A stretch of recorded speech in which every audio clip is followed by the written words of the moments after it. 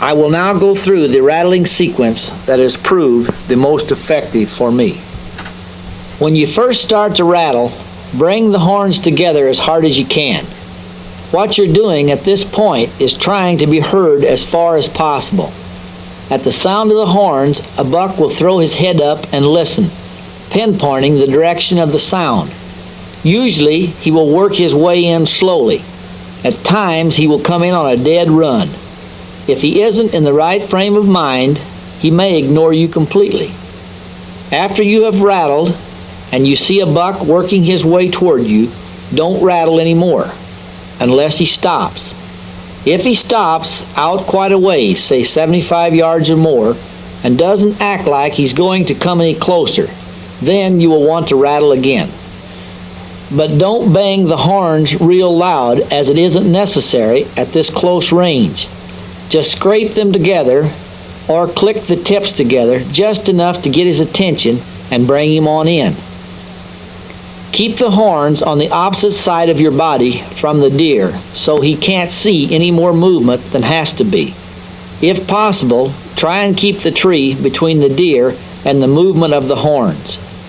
If a deer gets 50 yards or closer, don't even try to rattle unless you are completely hid. 9 out of 10 times he will spot the movement and spook. To start the sequence, you will bang the horns together hard several times like this to get the deer's attention.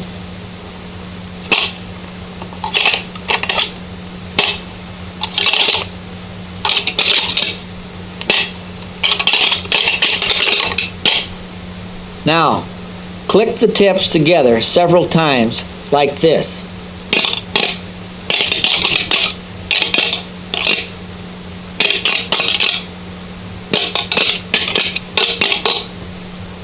Now, take the horns and scrape them together to make it sound like their horns are locked and they're trying to get them apart.